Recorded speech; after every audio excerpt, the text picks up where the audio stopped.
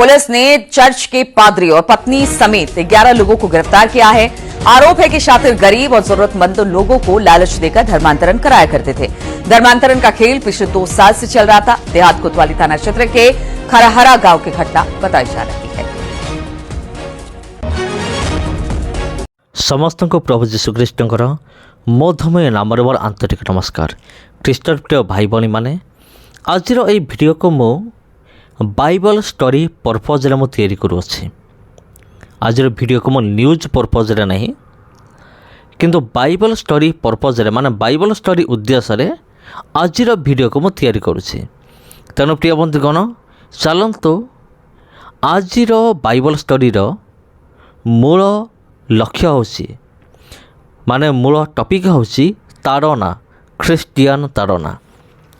एठी आमे माने देखिया को पाइलु 11 जन पास्टर को जेल दंड दिगला बा 11 जन पास्टर को अरेस्ट करागला धर्म परिवर्तन को लेकिन। किंतु प्रिय बंधुगण धर्म परिवर्तन एपर्यंत प्रमाण होइने, केवल संदेह कराई जे यही लोक माने धर्म परिवर्तन कराउथिले। को माने यही 11 जन पास्टर एमाने धर्म परिवर्तन कराउथिले कहिकी सेमान को अरेस्ट करागला। विरोधी माने पुलिस नहीं आसिले, प्रशासन नहीं आसिले एवं सेमान को 11 जन को गिरफ्तार कले। किंतु ए पर्यंत धर्म परिवर्तनर कौन सी प्रमाण नहीं जे माने धर्म परिवर्तन कराउथिले। पूर्वर भी अनेक थर मु विरोधी मान को मु कही अच्छे मु डायरेक्ट मु चैलेंज देछि जे विरोधी माने जदि तुम पाखे धर्म परिवर्तन प्रूफ अच्छी प्रमाण अच्छी तेबे ता सोशल मीडिया रे तुमे देखाओ। खाली धर्म परिवर्तन होजी बोले खाली एमती कहीदेला केमती हेबो। विरोधी माने जदि धर्म परिवर्तन प्रकृत रे होउछि, जदि तुम भीतर सेतिकी दम अच्छे तेबे तुम्हें प्रमाण करिकी तुम्हें देखाओ ये धर्म परिवर्तन होउछि बोले। प्रमाण कहले इयार सियार एमती प्रमाण कहले आनिकी देले हेबो नाही, जुक्तियुक्त प्रमाण दरकार। मु आपन कहिथिली बोधे मु जन को मु प्रमाण मागिले धर्म परिवर्तनर से कौन करिथिला डीलर रो जोठी चाउल दिया होउछि डीलर रो फोटो उठे कि मत पठेइथिला। आउ कौन करिथिला फोटो तो उठे नथिला ताकू नै कि गुटे वीडियो बनाई देला, से वीडियो रो लिंक मत पठेइथिला।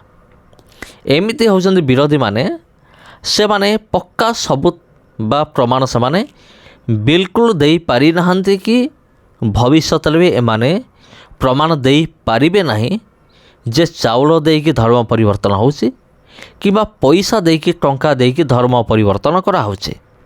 एमाने बिल्कुल देई परिबे नहीं, एमान को पसरा सेतिकी दम नाही ना। तबे धर्म परिवर्तन प्रमाण केमिति हेबा दरकार? धर्म परिवर्तन प्रमाण एमिति हेबा दरकार जे देख आमे लाइव वीडियो आमे तैयारी करी आनिचु। कौन से वीडियो क्लिप अच्छे जे ख्रीस्टियन माने कौन करूचंती पैसा देकी धर्म परिवर्तन कराउछन्ती। माने जने ख्रीस्टियन लोक से कहूथबार अच्छे जे पैसा नियो तुम धर्म को परिवर्तन कर दियो। सेमिति किसी प्रमाण अच्छी कि सेमिति प्रमाण नहीं ना कि एमिति भी हेइथिबो। एमाने कहते विदेशरू पैसा आसुची, जदि विदेशरू पैसा आसुची धर्म परिवर्तन पाई बैंक पासबुक रे तो निहाती बाहरिबो अपडेट कले निहाती बाहरिबो जे टंका आसीची विदेशरू एते कोटी कि 7 कोटी टंका आसीची। बैंक बैलेंस रे भी देखा जीवा दरकार। आ जे पठाउची विदेश रे तार ना निहाती बाहरिबो पासबुक रे अपडेट कले। जदि एमिति किछि प्रूफ अछि प्रमाण अछि तेबे विरोधी माने देखांतु, किंतु एमानकर सेतिकी दम नाही एमाने प्रमाण करदे बोले।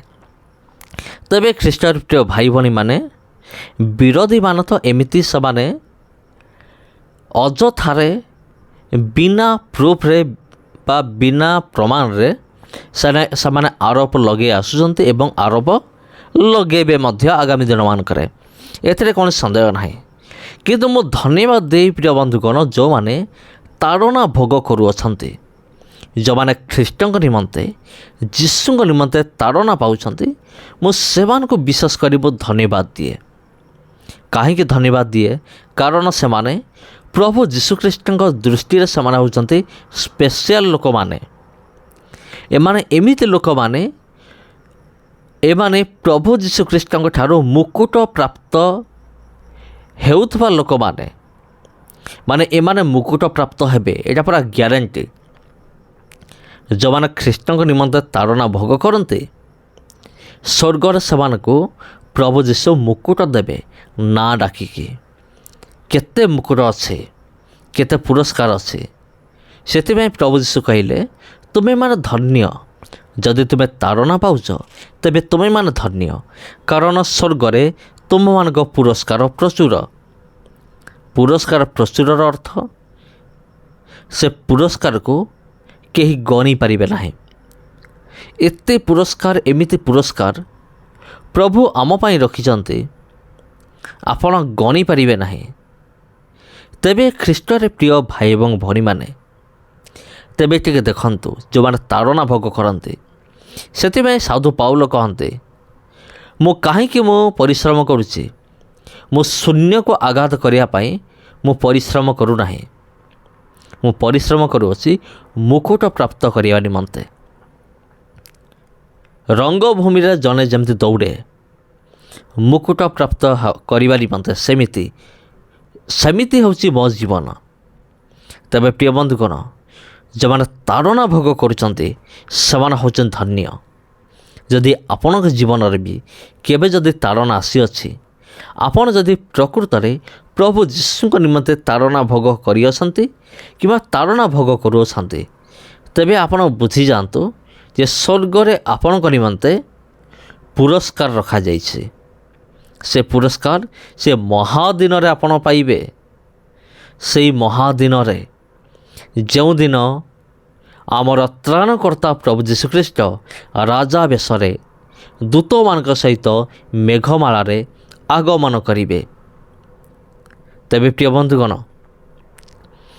ଯେତେବେଳେ ଆପଣ ସେ ମୁକୁଟ ପାଇବେ, ଆପଣ ଯେତେବେଳେ ସେ ମୁକୁଟ ପାଇବେ, ମୁକୁଟ ପ୍ରାପ୍ତ ହେବେ, ସେଇଦିନ ଆପଣଙ୍କୁ କେତେ ଆନନ୍ଦ ସତରେ ନ ଲାଗିବ। କେବଳ ମୋ ନିଜ ପାଇଁ ମୁଁ କହୁନାହିଁ, ଆଜିର ଏଇ ଯେଉଁ ଭିଡ଼ିଓ ସମସ୍ତଙ୍କ ନିମନ୍ତେ, ମୋ ପାଇଁ ବି, ଯେତେ ଆମର ଖ୍ରୀଷ୍ଟିଆନ ଭାଇ ଭଉଣୀ ଅଛନ୍ତି ସମସ୍ତଙ୍କ ନିମନ୍ତେ ଏ ଭିଡ଼ିଓ।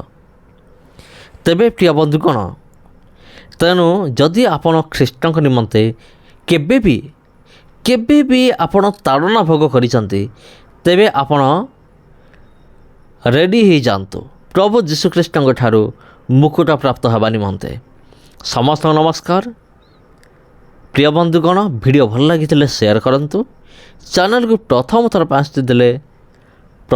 ଆସିଥିଲେ ଚ୍ୟାନେଲକୁ ସବସ୍କ୍ରାଇବ୍ କରନ୍ତୁ। ଧନ୍ୟବାଦ।